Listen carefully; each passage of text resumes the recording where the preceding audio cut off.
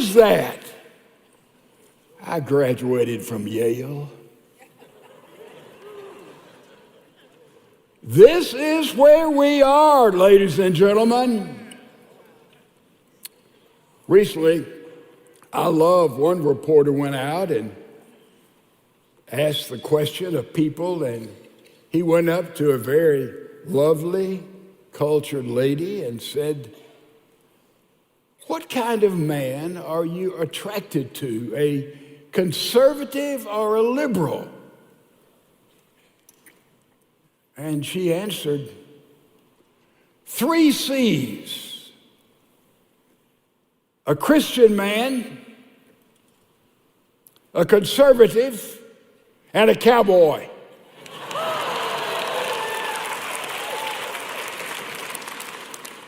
We've got a lot of Christian men here. We've got a lot of conservative men here. And we got a lot of us dressed up like cowboys. And I just asked the question, how can you tell the difference between a drugstore cowboy, that would be me, and a real cowboy? So I thought I'd ask that.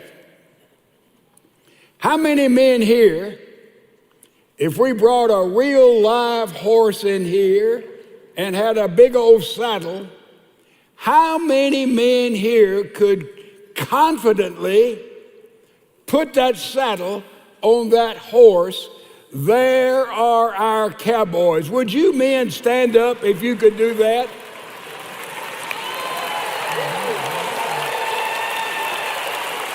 Remain standing. Remain standing. I'm going to bring a horse in and test 2 or 3. You better sit down, Lee. Thank you, gentlemen.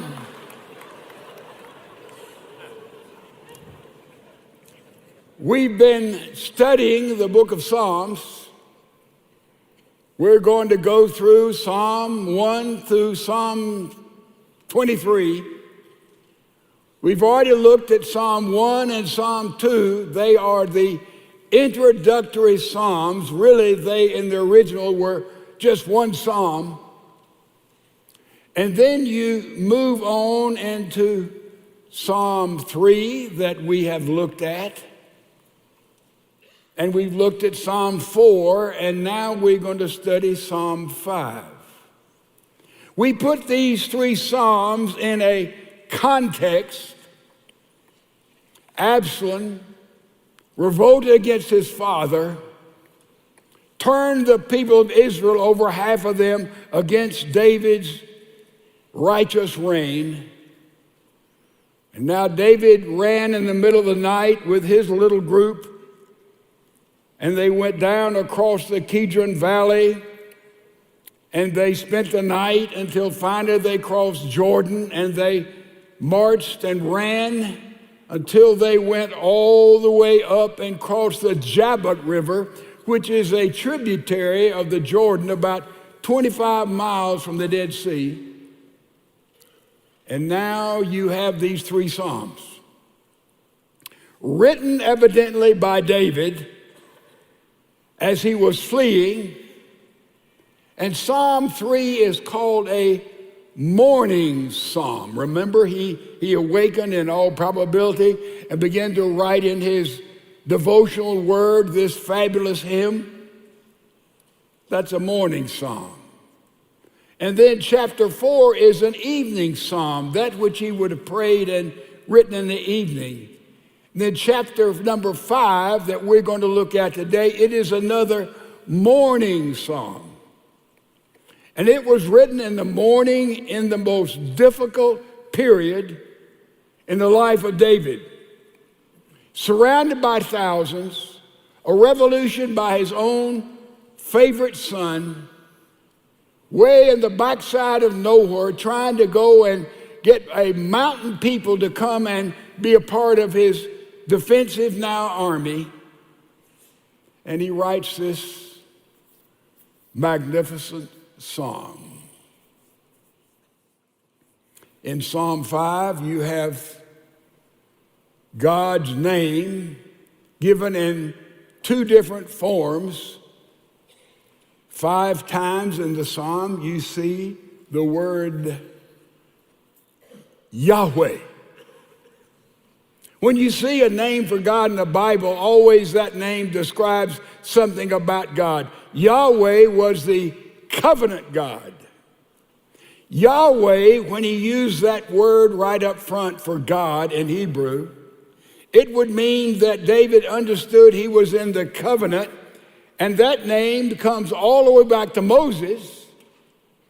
When Moses at the burning bush recognized that God was there, a bush was burning and not being consumed, and he said, "What is your name?"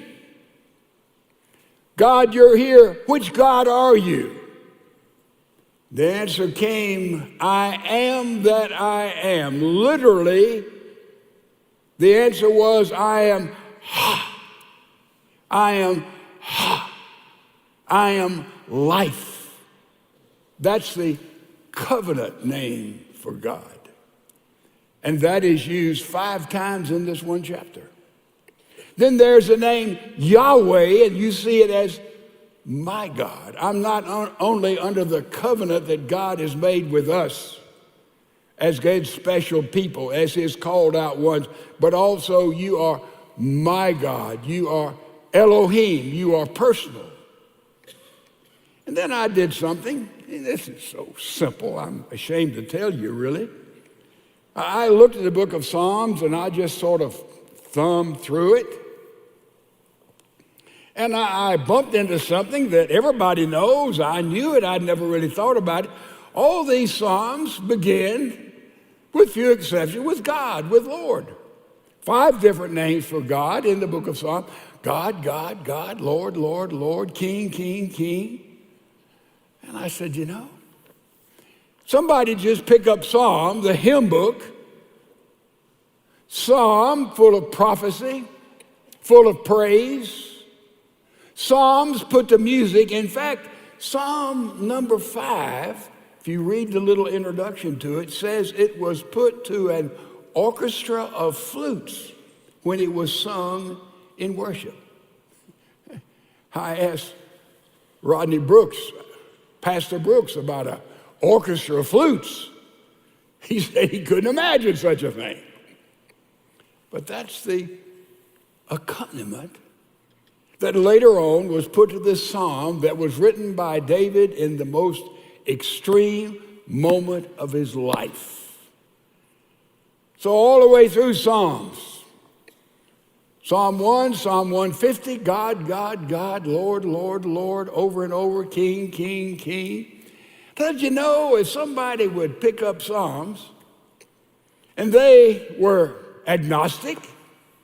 Well, I don't know if there's a God or not. I'm wise. I'm going to wait and get all the returns.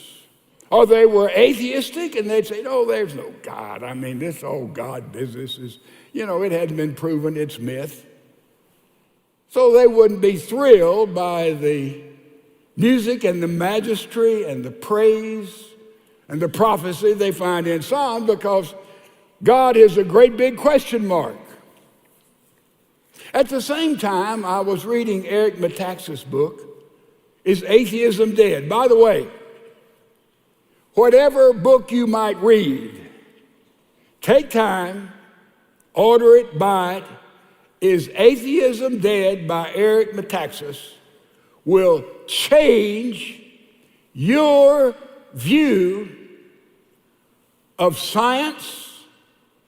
And if you have any doubt about God, or you're supposedly some kind of pseudo-intellectual that, I'm an agnostic, I don't know whether there's a God or not, I'm going to wait some more evidence will come in.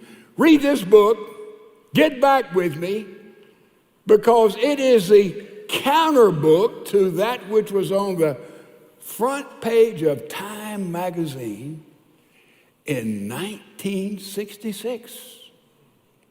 And the front page said, Is God Dead? And I remember clearly some reporter asked Billy Graham about this front page article, which really was not so much that God was once here and God died, but was an atheistic position that there is no God. They asked Billy Graham about it. He said, God has died? He said, you know, that's strange to me. I talked to him this morning. But when you talk about is there God or is there no God, you sort of got two extreme views. There's one view by a lot of scholars and a lot of people, and some of them have expressed this boldly, that they do not want there to be a God. Yep. Friedrich Nietzsche said this, and he was quite honest. He said, you know, I don't believe there's a God, and I don't want there to be a God because it will mess up my sex life. Yeah. And a lot of people don't want there to be a God because the hedonistic lifestyle in which so many people live, I, me, my mind, pleasure, what I want to do, I've worked out my own deal, I'm satisfied with this, and I can handle this. They don't want there to be a God. If there is a God, he needs to be way, way up there, and if I need you, I'll call you. A lot of people do not want there to be a true and living God. And there's another group that wants there to be a God, hopes there to be a God, and thinks, well, maybe there is a God, and I kind of think there's a God. I'm going to tell you something, folks. An amazing thing has happened since 1966. The high water mark, I think, of accepted atheism, agnosticism. And if you have not stayed up to date, I've got a surprise for you. Science has now conclusively proven, be careful, this is not an overstatement, that there is indeed a God. Science. Now stay with me. A lot of people who are in the intellectual category still are back there in 1966, and they think that science continually has proved there's no creator, there's no ultimate personality. And the truth is, the opposite has taken place. And as we look at praise to God, prayer to God, singing to God, insights about God, learning the character of God as we go through Psalms, we're going to bump into this all the way through. And I'm going to begin with just one simple statement.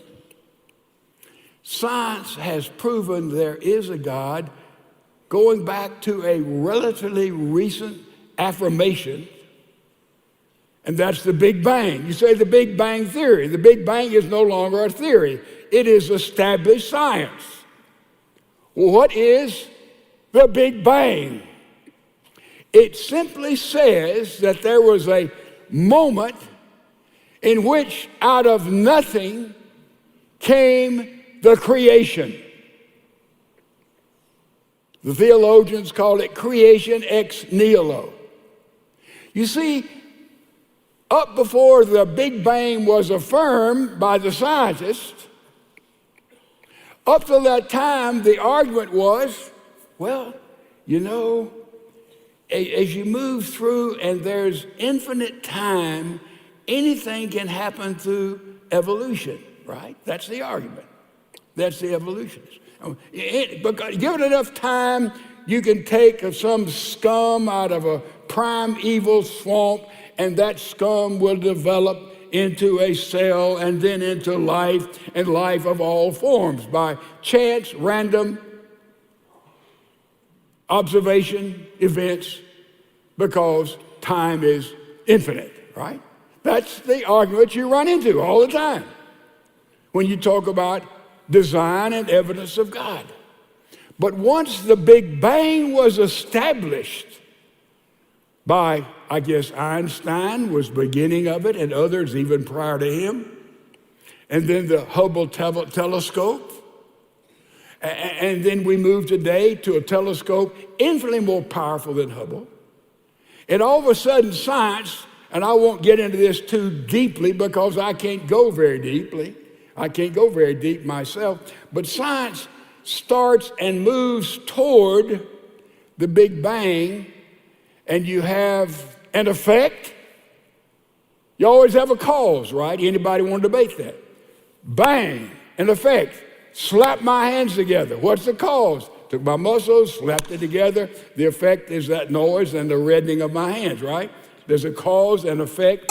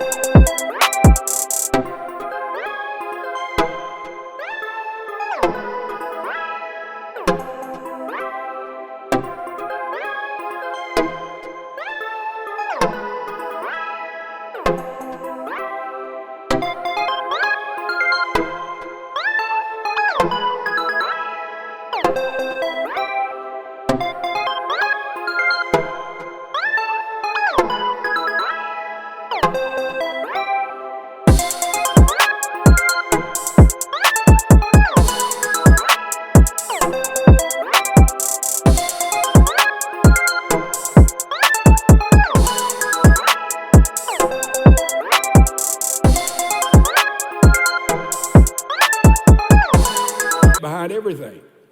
But scientists so many times work in the other way. They look at an effect and they ask, what is the cause? Follow me? Here's something. Where did it come from? How did it get there? And through this looking at effect and going to the cause and looking to the effect and going to a cause, Oppenheimer, so many scientists, they came to the position that there was a moment in which there was a Big Bang.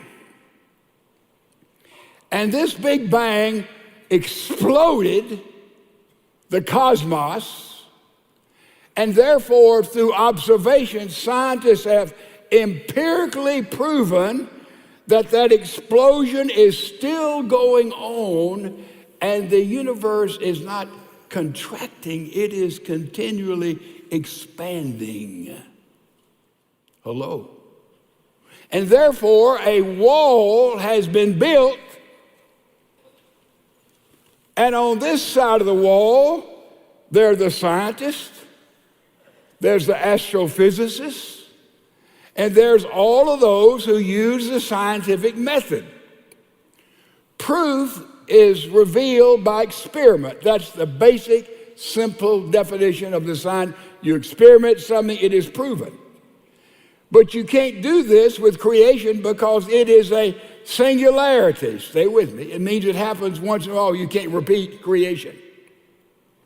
And therefore, proof revealed by experiment has verified, as these scientists have looked at the universe and said there was a moment in which there was an explosion in which all this came into being. And the other side, here's this wall. Here's this wall here. On this side is everything we know and see and observe. Here is physics. Here is all of our disciplines. But on the other side of the wall, there is nothing. Science cannot say a thing. The Big Bang established a moment in time that the world came into being 13.8 billion years ago. Bang, Big Bang. And therefore, there's not infinite time in which all these so-called movements can take. So there comes a wall, and the other side of the Big Bang, science has nothing to say. Because all of a sudden there is not space, there is not time, there is not matter. That's all on this side of the wall. You got it? I mean, it's trying to say it as simply as I can. But on the other side of the wall, you know what scientists say? They have no place there. They have nothing to say. And some of them have reluctantly been honest to say the only thing on the other side of the wall is the first chapter of Genesis. In the beginning, God created. That's giant, folks.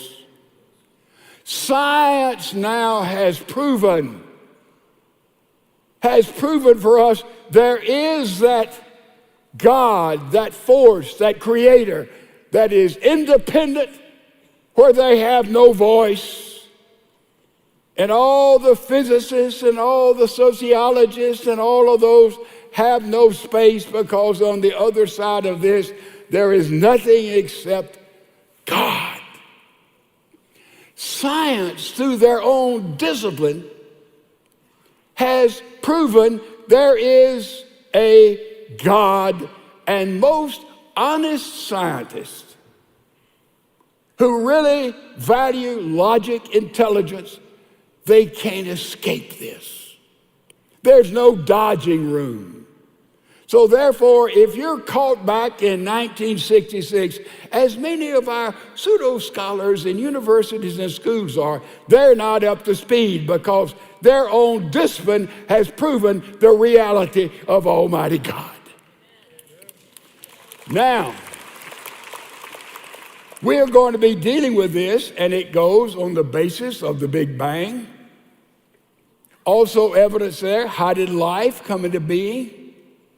Also the fine-tuned universe, the anthropic principle we'll run into. You say, well, this is a lot of, no, this is gigantic.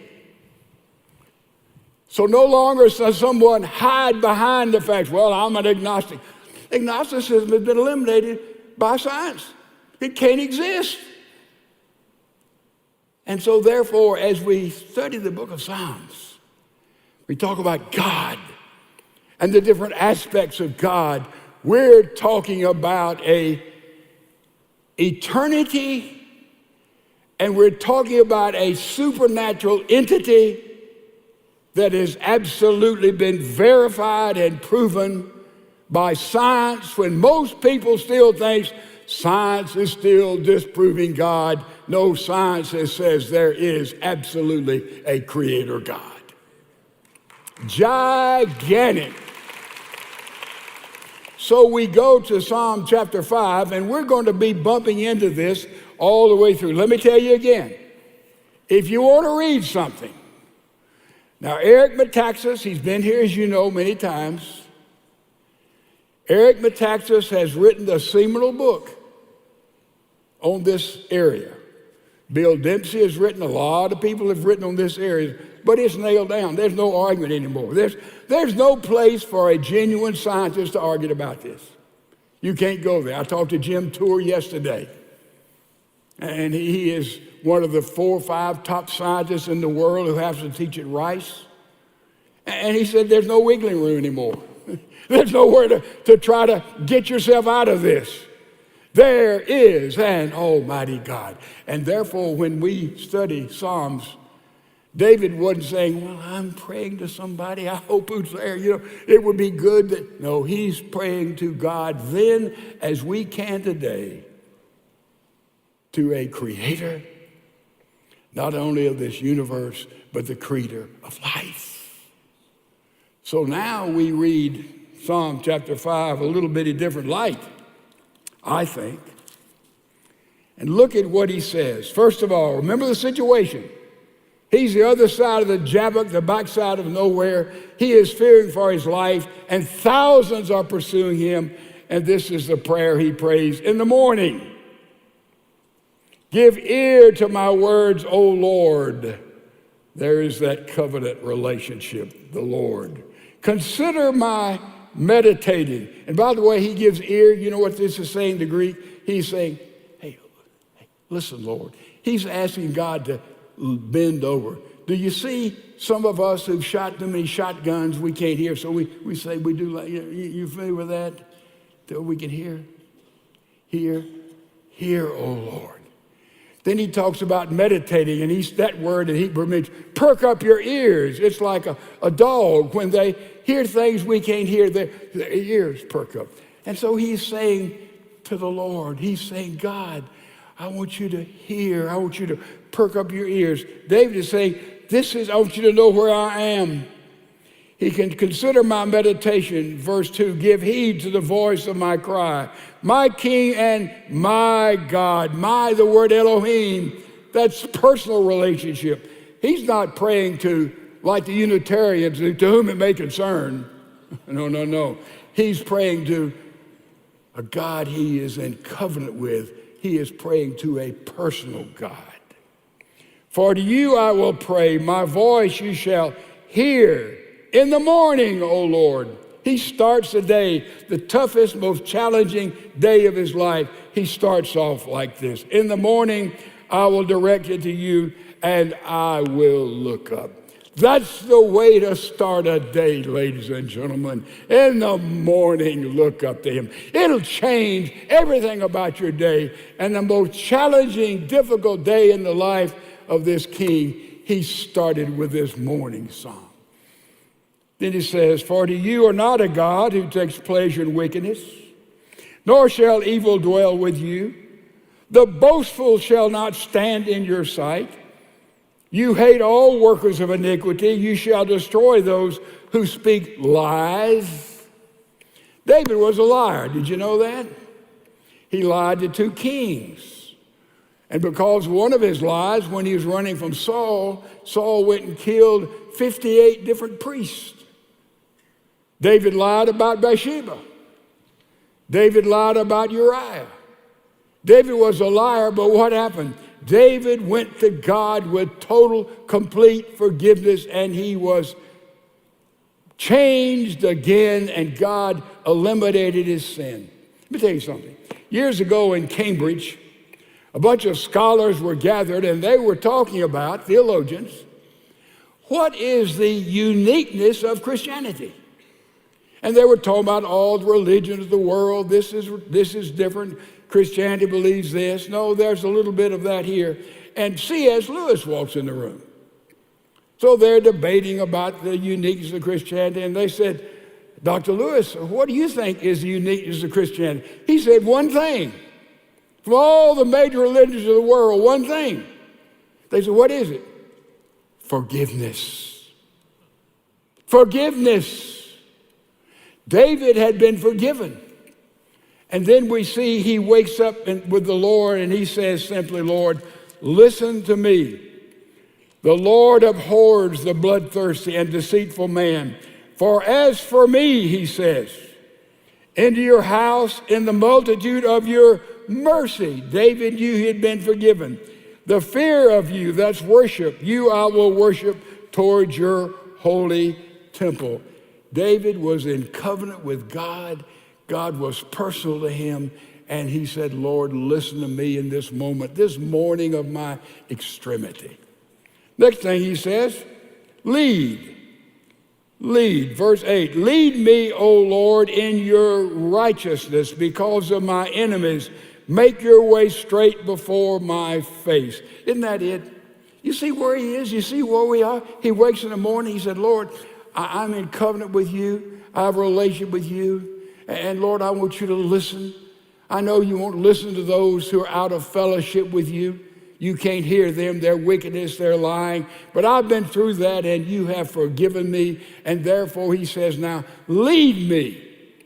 Boy, lead me, direct me. Man, he had enemies all around. He had his troops being marshaled. He needed God to lead him.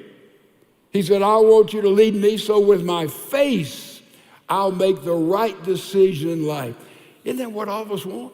Every day, Lord, lead us. Lord, help us make wise, godly decisions.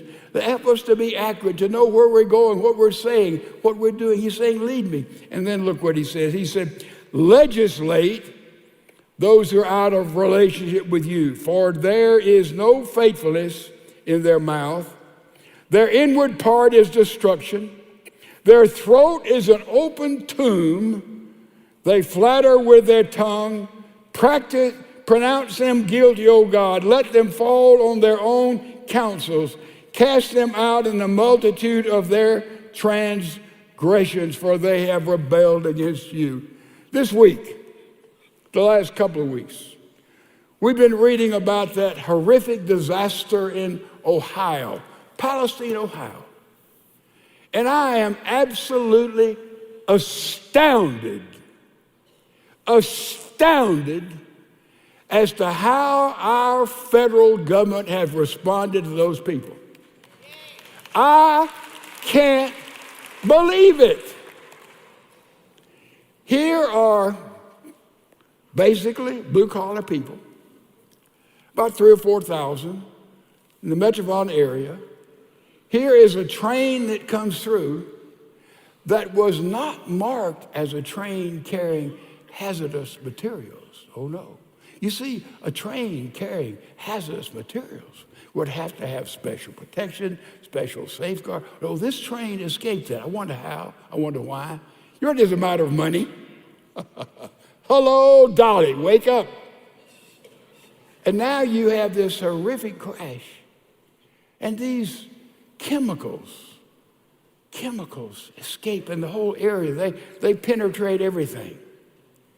And now, think about a young couple, minimum wage, just had a baby, went way out on a limb, building a little house, trying to get ahead, working hard, 2 jobs. And now what's that property worth? What will it ever be worth?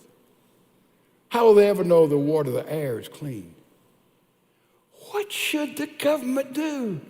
Very simply, go in immediately. Give all those people housing and safe places away. Bring doctors to see what has happened with what has already happened and take place and make them whole again. We do it for aliens who go across our border and not even citizens. Can't we do it for the common people when emergencies come and they can't do it themselves? Immorality. Oh, the preacher is talking politics. No, I'm talking basic human morality in our culture.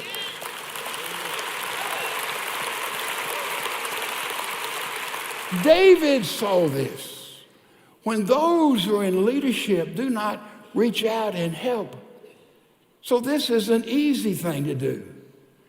If we can put people who are not even citizens in luxury hotels for an indefinite period of time, we can take care of these people. But Joy Behar, you know what she said? She said, well, these people were Trump voters. Because they voted for Trump, they don't get the desire to be cared for like a normal citizen. How demonic and evil can we become in the culture of America?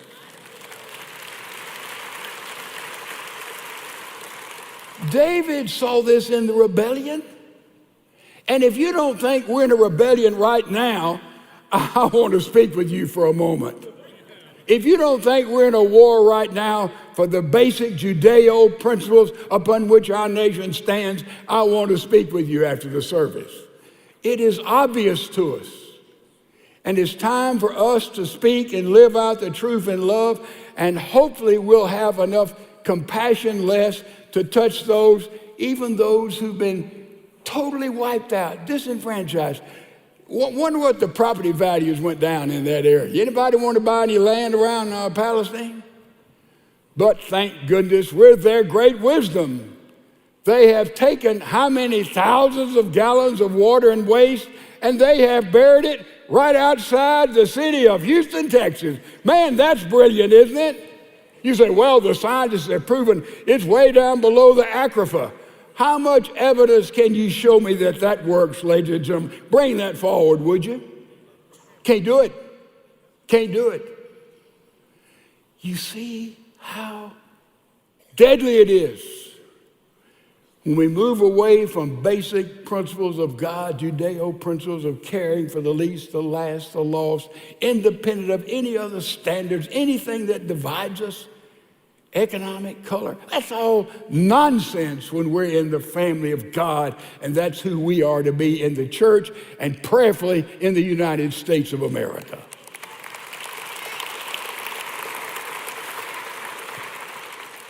And then finally, David said, legislate against these, and God does legislate.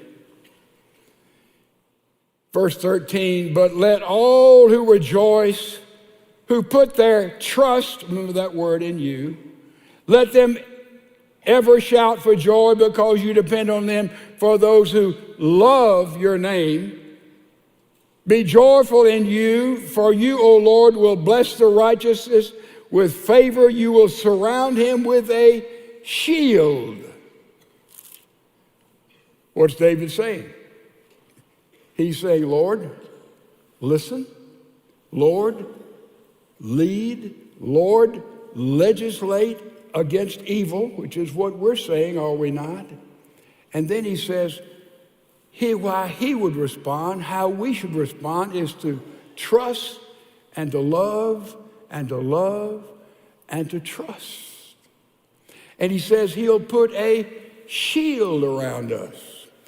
I want to show you something. I want you to see this lady in San Diego just a few weeks ago. I want you to see her shield. Oh, look carefully. Look carefully. There she is. She's masked. Go back and show that again. Some may have missed that. Now, I don't know what she's shielded against. I can't be a judge, but I thought that was a little bit over the top. What do you think? Now, this word shield here says that the Lord will shield us, and we need that shielding, all of us do, from this life. And then we have to put our trust in him and protect us. I want you to see what happened to this water buffalo. Look at this. Look closely. That's a little bird, has built her nest on top of the water buffalo's head. And that little bird on top of that water buffalo will hatch and have babies. I think that bird's pretty safe. What do you think? I mean, do you think anybody's going to bother that bird? I think he's shielded and protected pretty well. See, water buffaloes, you may not know it. I didn't know it till I looked it up. They provide the richest milk that you can have, and they milk them in poor countries because the milk is unbelievably nourishable. And evidently, this is not an uncommon thing, that they will entertain, nest, as protecting those birds, because those birds can hatch and have chickens and biddies on and on and on. And I can guarantee you, nothing's going to mess with that water buffalo. Shielded, protected. That's what God does for his people, folks. And we're to be a part of the shielding and the protecting in the culture in which we live. And therefore, we have to